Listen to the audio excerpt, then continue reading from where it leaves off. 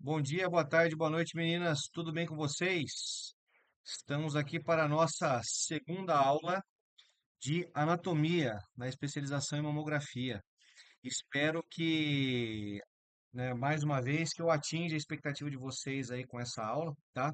É um assunto que, de certo modo, a gente tem que garimpar um pouco, né, de informação para trazer para vocês aqui, né? Justamente porque se você olhar, por exemplo, se você olhar um livro de anatomia geral, você não encontra informações com tanta facilidade, né, em relação aí à anatomia da mama, funcionamento, produção de leite, entre outras coisas, né? Então, assim, eu tive que dar uma garimpada boa aí, mesmo com o material já pronto, mesmo já sendo a segunda ou terceira turma aí que eu assumo de mamografia, mas ainda assim eu preciso dar uma garimpada e sempre melhorar o material, tá bom? Conforme prometido, tá? Eu já dei uma arrumada no material para vocês, então já deixei todo personalizado, tá? Todo aquele material que eu tinha passado para vocês aí, de planos e cortes, né? Bem como divisão da mama em quadrantes, ele já está todo enquadrado nesse material novo que eu estou mandando para vocês. Então, eu vou postá-lo junto aí com as atividades ao final dessa aula. E conforme eu for atualizando, eu vou postando nas novas, nas outras aulas para vocês, tá bom? Para que vocês tenham o material todo atualizado e possam estudar para a prova. Não só estudar para a prova, né? Mas para que vocês possam ter esse material para consulta pro resto da vida de vocês. Beleza, gente? Ah, algumas informações importantes. Essa aula que eu estou gravando para vocês aqui, ela se refere à terça-feira, 25 de fevereiro. Beleza? Aí nós vamos ter mais uma aula gravada no dia 27, quinta-feira, tá bom? Semana do Carnaval, não haverá aula, beleza? Não haverá aula. Então, há um recesso de carnaval na escola, então não vou postar material nenhum para vocês, até mesmo para que vocês também possam utilizar o feriado de carnaval aí, se for, né, se for possível, viajar, descansar, entre outras coisas que vocês desejam fazer, tá bom? Entrando março, a partir de março, então, deixa eu só olhar no meu horário aqui para passar a informação correta para vocês. Depois eu passo por escrito certinho no grupo, tá? Mas para passar a informação correta para vocês, a partir da nossa primeira aula em março, deixa eu pegar aqui.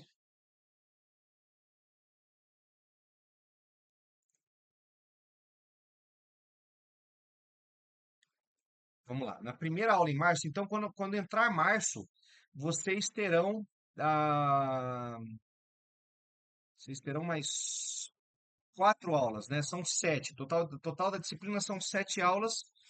Vocês terão mais 4 aulas dessa disciplina, né? Semana passada foi uma, mais duas dessa semana, tá bom?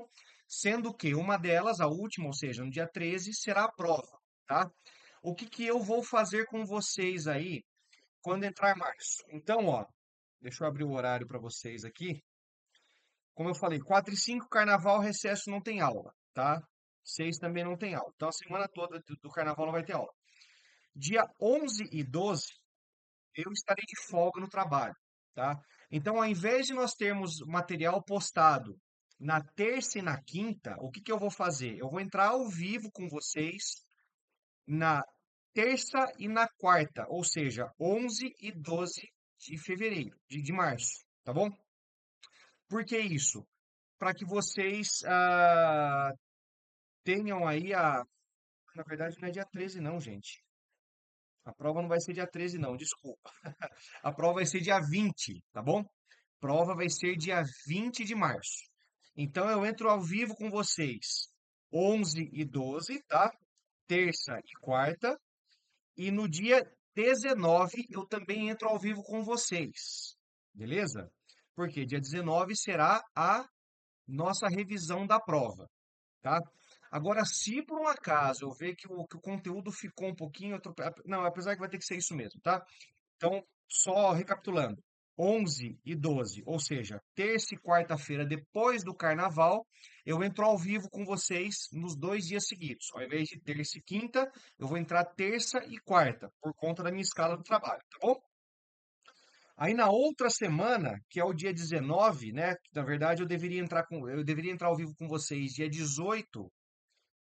Eu não consigo entrar dia 18 porque eu estarei trabalhando. Então eu vou entrar ao vivo com vocês no dia 19 para a revisão da prova, porque dia 20 é a prova já, tá bom? Só que eu tenho uma outra situação, né? Como vocês sabem, eu sou professor da turma de tomografia também, tá? Então, assim como eu enfrento desafios para entrar ao vivo com eles, com vocês, eu também estou enfrentando alguns desafios para entrar ao vivo com eles, tá?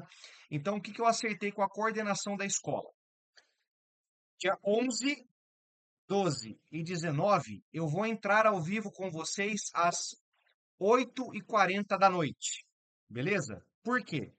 Eu vou entrar com a turma de tomografia, eu entro das 7 às 8h20, tá? E com vocês eu vou entrar aí depois eu tenho um intervalo, né, de 20 minutos, daí meu intervalo vai das 8h20 às 8h40. Quando for 8h40 eu entro ao vivo com vocês para passar a matéria e finalmente no dia 19 para passar a revisão. Porém, não deixarei vocês sozinhos, tá? Por quê? 11 e 12, eu deixarei vocês com alguma atividade. Eu vou planejar a atividade, ou vocês vão assistir algum vídeo complementar já em preparação para a aula, tá bom? E aí a gente usa esse momento que eu entrar com vocês para tirar as dúvidas referente ao material da aula, da aula do dia, tá? Ou vou deixar algum questionário, enfim, eu vou bolar uma atividade para que vocês realizem das 7 às 8h20, tá? Porque, como eu falei, das 8h40 às 10h10 mais ou menos, eu entro ao vivo com vocês, tá bom? Então, recapitulando, 11, 12 e 19 ao vivo, das 8h40 às 10.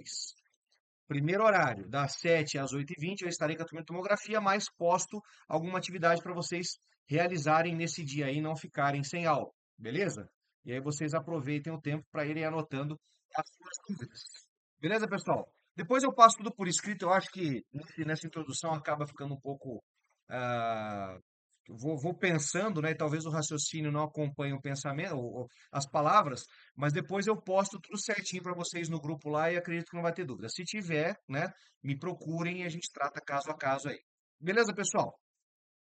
Então vamos começar a nossa brincadeira aqui.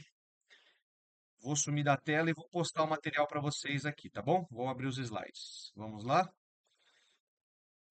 Antes de mais nada, antes de começar aí, né? Deixa eu mostrar para vocês a obra de arte que ficou esses slides. Eu gosto sempre de trabalhar um slide um pouco mais temático, principalmente vocês aí na parte de mamografia, né?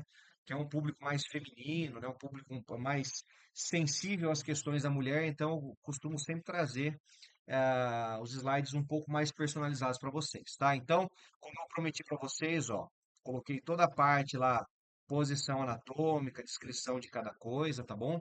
Planos e cortes, aí nós falamos aí semana passada sobre o PMS, que é o plano sagital mediano, plano coronal frontal, plano transversal axial, tá?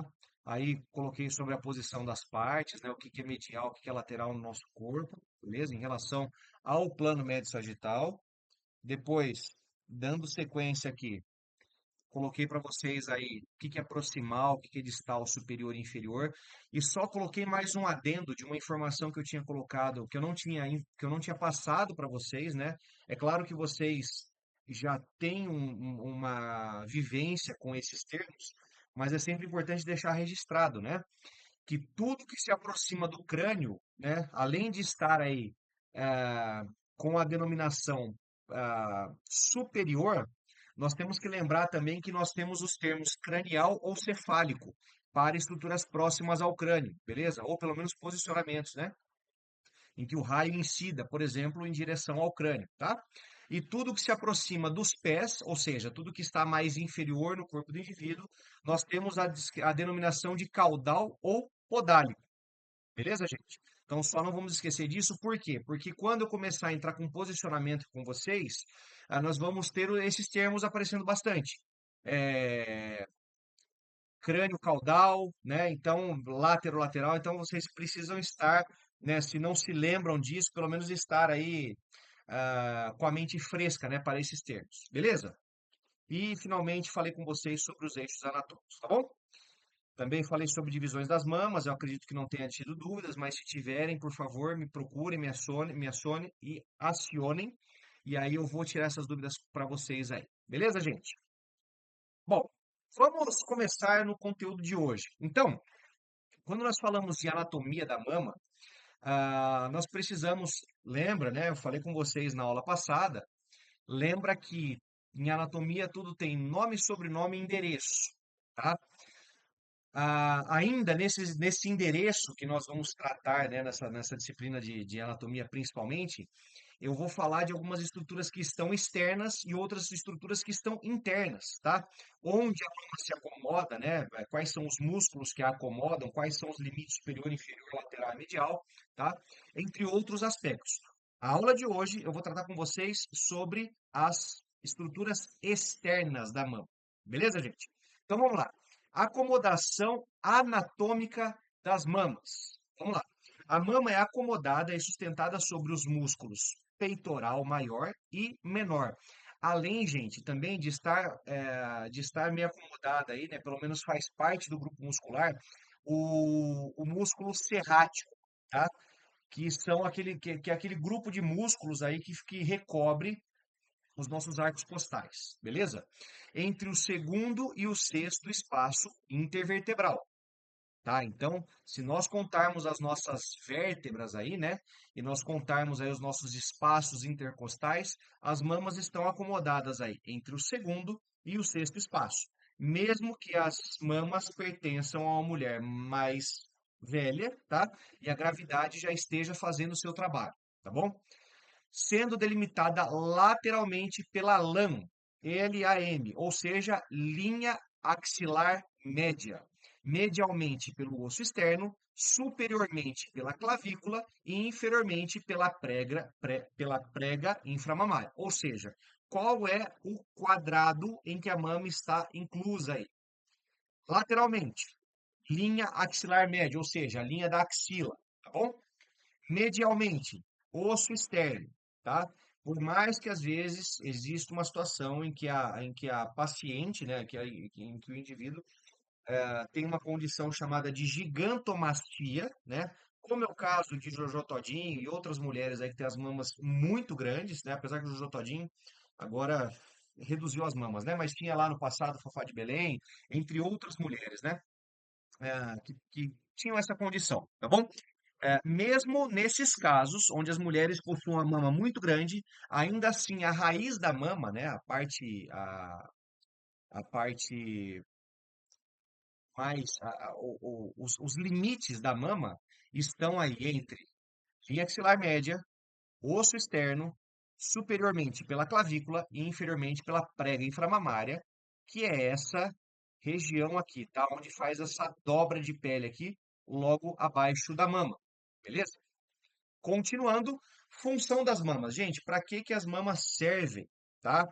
Muitas pessoas vão se lembrar aí, né? Muitas pessoas podem falar, é uma questão estética, é uma questão da vaidade da mulher e tudo mais, mas função das mamas, anatomicamente falando, nós temos duas. Função primária, tá? Relacionada aí ao aleitamento materno, ou seja, ela produz o leite materno que é responsável pela alimentação barra nutrição do recém-nascido. Tá? Então, como eu sempre falo, ou Deus ou a natureza, em algum momento decidiu que a mulher teria mamas e que essa mama seria responsável pela produção e o aleitamento do recém-nascido, beleza? E uma função secundária também, não menos importante, que é a função sexual, tá? A mama atua como um órgão sexual secundário, já que possui diversas áreas erógenas. Algumas mulheres mais, outras menos, tá? Mas existe aí uma sensibilidade sexual nessa região, tá? Principalmente por conta de inervação que existe nessa região aí que nós falaremos na próxima aula, beleza? Dando sequência aqui, falando sobre as divisões anatômicas da mama. Lembra que eu falei para vocês que nós temos as partes externas e internas? Então vamos lá. Parte externa da mama. O que que nós temos aqui, tá? Então, compondo aí o popularmente chamado como bico do seio, né? Nós vamos ter duas estruturas conhecidas aqui, como essa área maior, né? A areola da mama, beleza? E essa parte mais centralizada e mais erétil da mama, chamada de papila, tá? Então, o bico do seio, tá? O bico da mama, ele é composto por duas estruturas, a areola da mama e papila mamária, beleza? Aí nós vamos ter aqui algumas glândulas areolares, que nós vamos entender a função delas daqui a pouquinho, tá? E a prega inframamária, que é como eu falei para vocês, é essa dobra de pele que sustenta a mama, mas que a liga também a parte do tórax do paciente ou da paciente, beleza? Falando sobre as divisões internas, né, as partes internas da mama, que não falaremos hoje nessa aula, falaremos na aula de quinta-feira, nós temos aí tecido glandular, formado aí por lóbulos e ductos mamários, tá? Então, isso faz parte do tecido glandular. Aí nós vamos ter aí processo axilar, que é a cauda de Spencer. Nós temos o tecido adiposo, que basicamente é gordura, os músculos peitoral maior, peitoral menor e serrátil, que eu falei para vocês, que são os músculos responsáveis pela acomodação da mama, tá? Tecido conjuntivo, vasos sanguíneos e linfáticos e fibras nervosas. Então, para vocês não se esquecerem, se houver uma questão na prova perguntando quais são as estruturas internas e quais são as estruturas externas, vocês saberão me dizer, tá? Que além do que está externo, o que é externo, e o que está para lado de fora, vocês saberão me dizer quais são os nomes das estruturas que estão para lado de fora. Consequentemente, se vocês sabem o que está lá de fora, vocês saberão o que está lá do lado de dentro da mama. Beleza, gente? Seguindo aqui, vamos lá. Antes de nós entrarmos e falarmos especificamente a respeito das estruturas mamárias, né, tanto para o lado de fora quanto para o lado de dentro, nós temos que entender quais são os formatos das mamas, tá? Aqui nessa imagem ao lado, vocês podem visualizar aqui alguns modelos, né, alguns formatos de mama, tá? E aí eu vou começar a falar para vocês aqui o que cada formato ah, delineia aí como formato específico de cada mama, tá bom? Nós temos aqui a primeira, que é a mama em sino.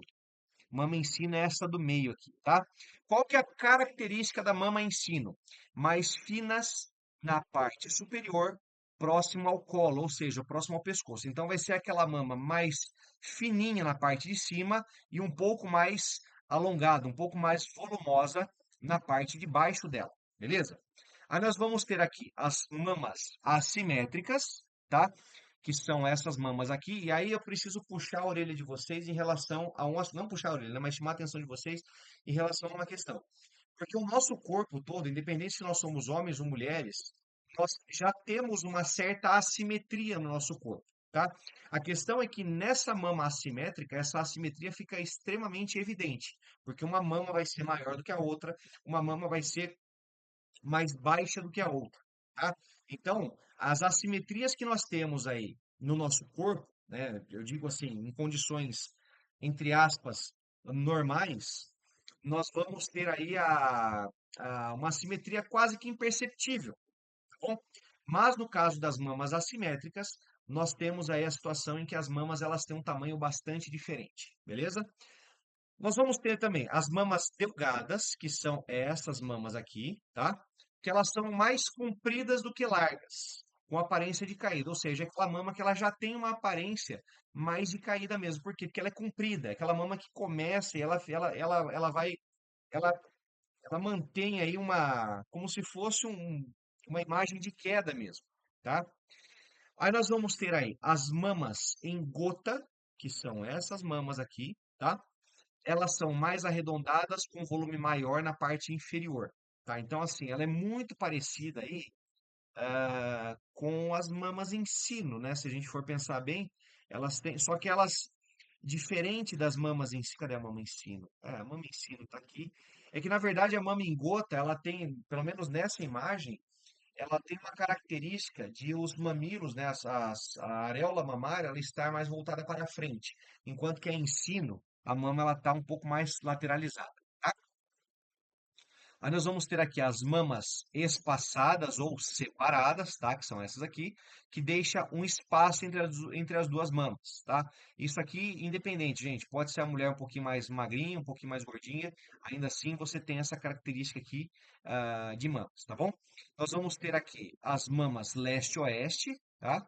Que, por assim dizer, você já vê aqui que os mamilos, eles não ficam alinhados, né? Eles estão assim como se cada um estivesse olhando para um lado, tá? Um para leste, o outro para oeste, beleza? E por fim, as mamas redondas, que são mais arredondadas em toda a sua extensão. tá? Então, esses aí, basicamente, são os tipos de mamas que nós conhecemos, ou pelo menos os mais básicos aí, tá bom? Vamos agora falar um pouquinho sobre a composição das mamas, tá? Porque lembra que eu falei para vocês que existe uma série de tecidos que compõem a mama?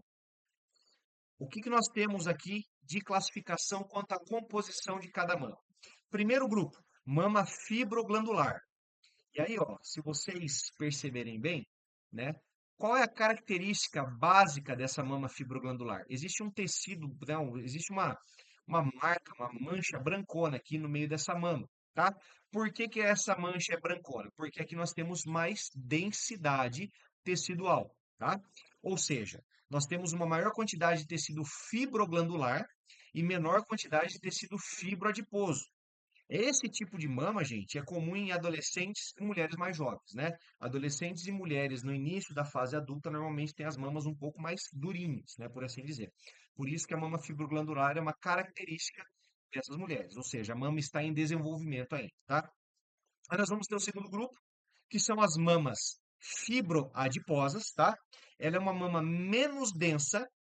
Por quê? Em virtude de uma distribuição mais igualitária de gordura e tecido fibroglandular, mulheres entre 30 e 50 anos. E o que é interessante nós notarmos nessa fase aqui, gente, é a fase de maturação da mulher, que muitas vezes as mulheres elas já, ou se ainda não tiveram, se preparam, né? Ou normalmente têm filhos nessa faixa etária, né? Algumas um pouco mais jovens, algumas bem mais jovens do que isso, tá? Mas é a fase onde a mulher já está no processo de maturação. Por isso que as mamas já estão formadas e você tem uma menor densidade tecidual, beleza? E, por fim, nós temos a mama adiposa, que é esse último caso aqui.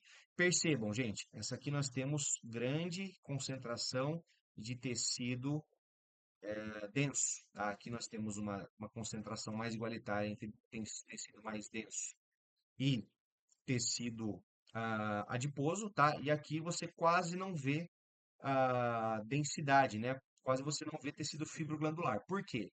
Essa mama ela é rica em tecido adiposo, é bem menos densa que os grupos anteriores, sendo comprimido com mais facilidade. Então, mulheres acima de 50 anos têm uma facilidade maior de realizar exames de mamografia, tá?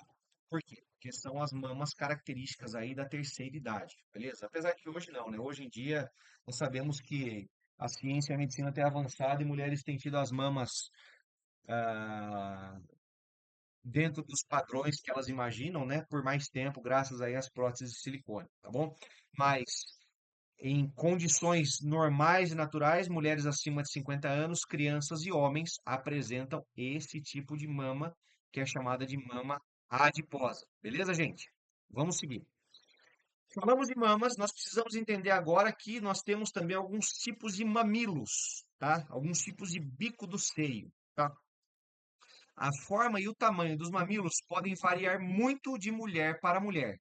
É possível ter uma mama com um mamilo saliente e outra com mamilo invertido, tá?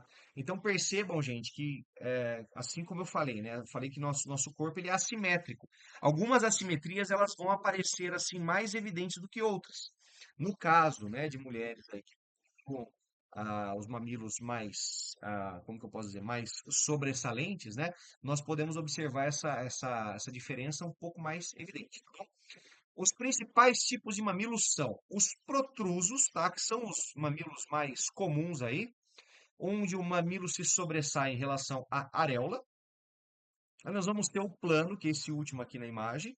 Eles não se sobressaem muito em relação à areola. Só que o que que acontece? Eu postei um vídeo para vocês junto com esse material que é daquela sexóloga Kátia Damasceno, ela fala sobre a excitação da mulher ah, no toque, no mamilo e tudo mais, mas não, claro que eu quis falar um pouquinho mais a respeito dessa questão sexual, a mama, ela tem essa característica, né, essa função secundária de sexualidade e tudo mais, mas ela fala algumas coisas bastante interessantes sobre essa característica mamilar, do mamilar mesmo, do mamilo, tá? Então, quando eu vi esse vídeo, eu percebi que ela falou sobre isso.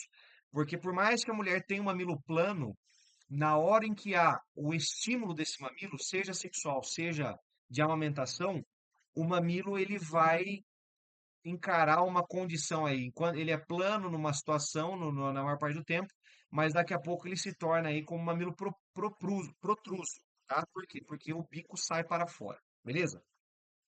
Aí nós vamos ter aí os invertidos, tá? Que são os mamilos voltados para dentro das mamas. Existe aqui, opa, desculpa. Existe uma condição aqui que pode ser até patológica, tá, gente? É claro que existem mulheres que já nascem com essa condição do mamilo ser invertido, tá bom?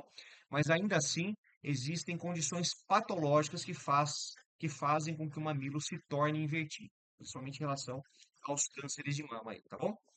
Pseudo-invertidos, que são aqueles que são voltados para o interior das mamas, porém, quando estimulados, projetam-se para o exterior, né? Então, é um mamilo que a maior parte do tempo é invertido, mas quando há o estímulo, ele sai biquinho para fora, tá? E os compridos, que são muito salientes, que vocês podem ver nessa imagem aqui, o que pode acarretar em dores, sangramentos e rachaduras. Por quê? Porque o mamilo, ele acaba ficando muito exposto. Numa situação de amamentação, por exemplo, né? A exposição fluidos aí, a sucção do bebê, né? A sensibilidade e tudo mais faz com que esse mamilo ele se torne muito mais sensível e muito mais suscetível a problemas de amamentação, beleza? E agora vamos falar aqui, né, já nos dirigindo para o final da aula, falar um pouco sobre as estruturas externas, tá? O que que cada estrutura representa nessa mama. Falando primeiro dela, a areola, tá? Ou bico do seio, como o popular gosta de chamar, tá bom? A areola apresenta glândulas sudoríparas que controlam a temperatura da mama, folículos pilosos que apresentam pelos, glândulas sebáceas responsáveis pela lubrificação e proteção da papila durante a amamentação. Na areola também percebemos tubérculos areolares que sofrem hiperplasia durante a gestação, conhecidos como tubérculos de Montgomery, tá? Então, a areola, gente, função da areola, controlar a temperatura e lubrificação da mama durante a amamentação, tá? E aí nós vamos ver essas bolinhas aqui, daqui a pouco tem um slide que vai mostrar isso aqui um pouquinho mais evidente para vocês. Essas bolinhas aqui, gente, não é bolinha de sebo, não, tá? Isso aqui não deve ser apertado, caso não saiba, né? Caso saibam, continuem não apertando. Mas essas bolinhas aqui são conhecidas como tubérculos de Montgomery e são glândulas sebáceas, justamente para auxiliar aí a lubrificação da mama durante o período de amamentação, beleza? Aí nós vamos ter a papila, tá? Como eu falei para vocês, a mama ela se localiza entre o segundo e o sexto espaço intercostal, mais ou menos na metade, ou seja, no quarto espaço intercostal.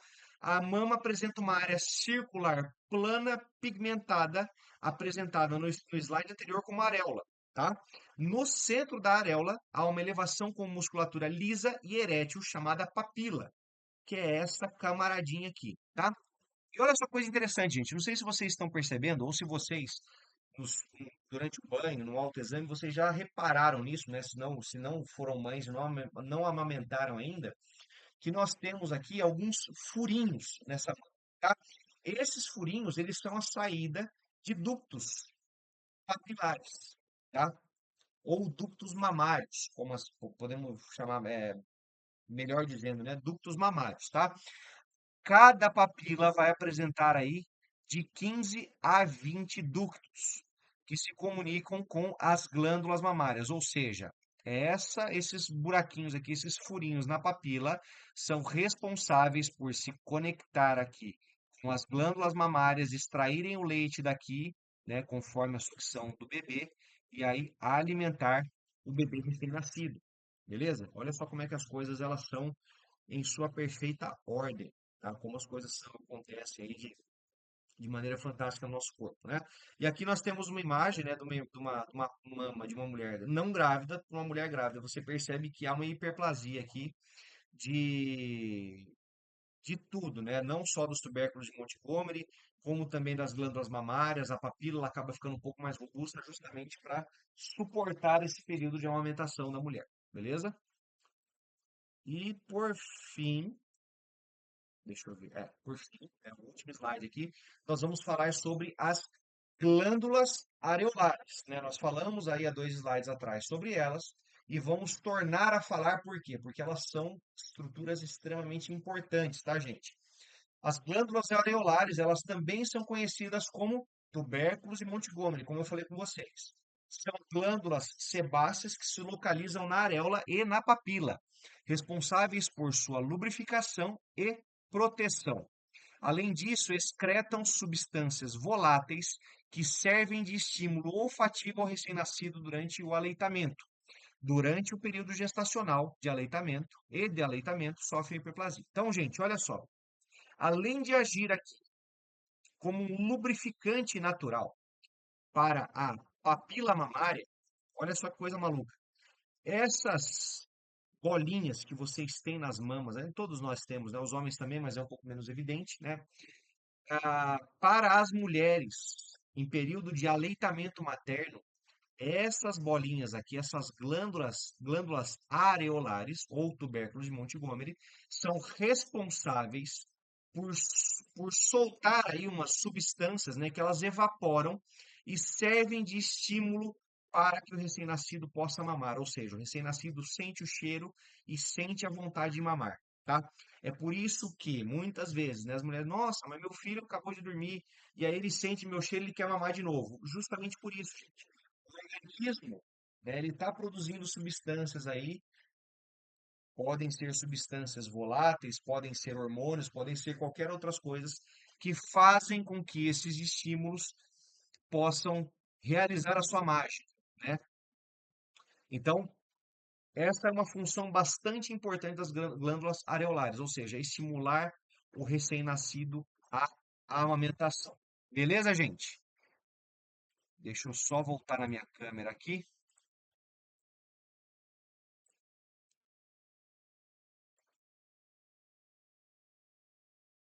Voltou, voltou, voltou.